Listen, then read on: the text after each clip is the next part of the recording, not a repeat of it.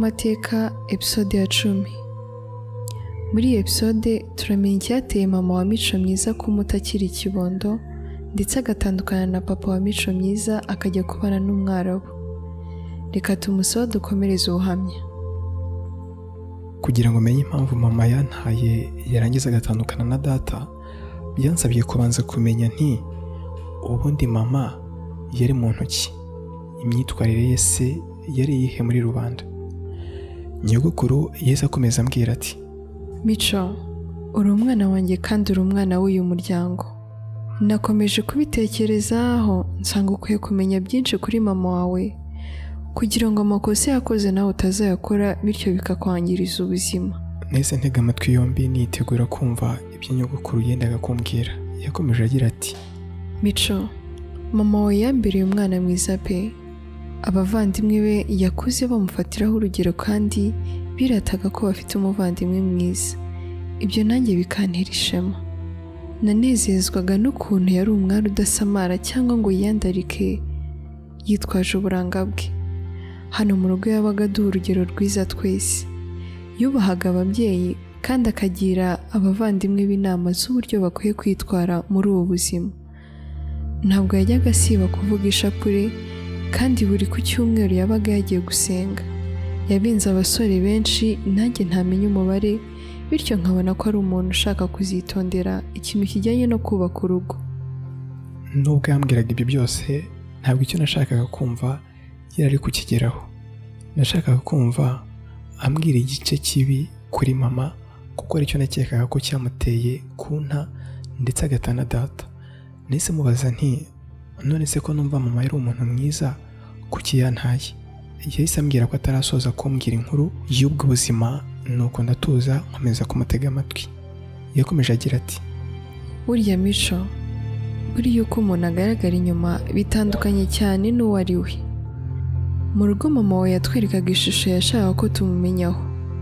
Mama wawe ashobora kuba ataritwaraga neza nk'umwari wuje umuco, ahubwo yarakundaga kugirana kururu n'insoresore. Iyo myitwarire igayitse ntabwo yigiraga kuko ari icyo abuze, oya, ahubwo yari ingeso yari yaramunaniye kuyireka. Nkeka ko iyo ngeso ariyo yatumye atarambana na papa wawe ndetse akaza no kuguta ukiri ikibondo. Ubwo ibirenze kuri ibyo ushobora kuba ubizi kuko nawe wigeze kubana na mama wawe. Ibyo nari numvise byarambabaje ndetse bituma amarira atemba ku matama yanjye. Nari ndi kumva muri uwo mwanya nahita nsubira ahahise ngahindura byose, ariko ntabwo byari gushoboka.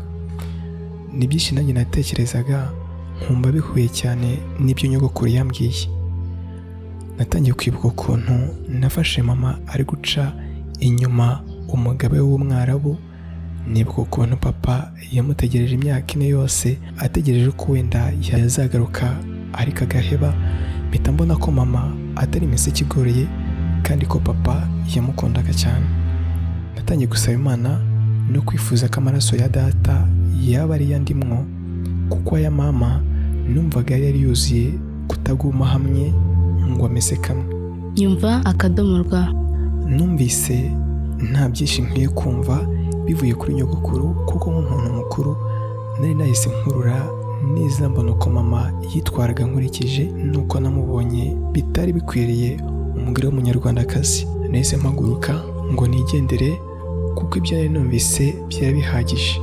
Gusa nyogokuru ahita ambwira ati, buretse Mico, hari ikintu kiruta ibindi nshaka kukubwira ku babyeyi bawe, hatumye mutazacyumva ahandi ubuzima bukakubera bubi. Nese nongera ndicara n'amatsiko menshi ariko avanze n'ubwoba, nuko mbwira nyogokuru nti ngaho mbwira muteze yombi.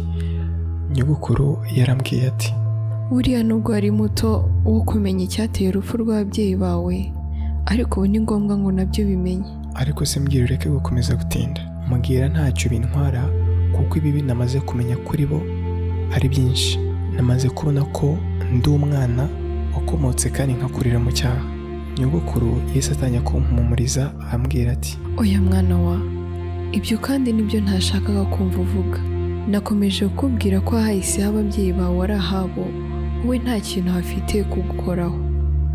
uri imico myiza kandi imico yawe ishimangira izina ryawe. Uzaba uw'umumaro ndabizi, ahubwo icyo ukwiye gukora ni ukujya ubyiyaturiraho uko bwije n'uko bukeye. Ndagukunda mwana wacu. Iteka nyogokuru yambwiraga amagambo ansinda. Yari mukuru kunduta kandi arafite byinshi yambwiraga nkahinduka binyuze ku nama ze atahwemaga kumbwira. Natangiye kumva asa nk'ushaka kunjijisha ngo nibagirwe ko hari ikintu agomba kumbwira, nuko mpita mwibutsa aho twari tugeze tuganira.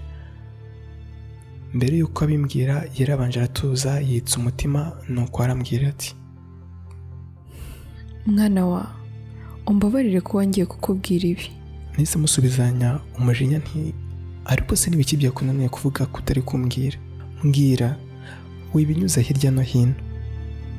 Ntarasoza kuvuga yahise ambwira ati, sida niyo ndwara yishe ababyeyi bawe, papa wawe na mama wawe ndetse n'umugabo wa kabiri wa mama wawe. Iyo niyo ndwara yabahitanye. Ikindi ni uko muri 2005 iyi ndwara ari nayo yishe umugore wa kabiri wa papa wawe, ndavuga mama w'abavandimwe bawe kuri papa. Nahise mera nk'ikibumbano, numva hari ibyo nyogokuru avuze arabihimbye. Nyogokuru yahise anyegera arampobera, akomeza kumbwira ati, ariko wowe ukwiye kuba udasanzwe, ukwiye kuba umubyeyi utandukanye n'uwo mama wawe yari we. Ukwiye kuzarira abazagukomokaho kandi ukababera urugero rwiza. Mwana wanjye, imyitwarire yawe izaba imbusa niyo ko ababyeyi bawe bitwaye.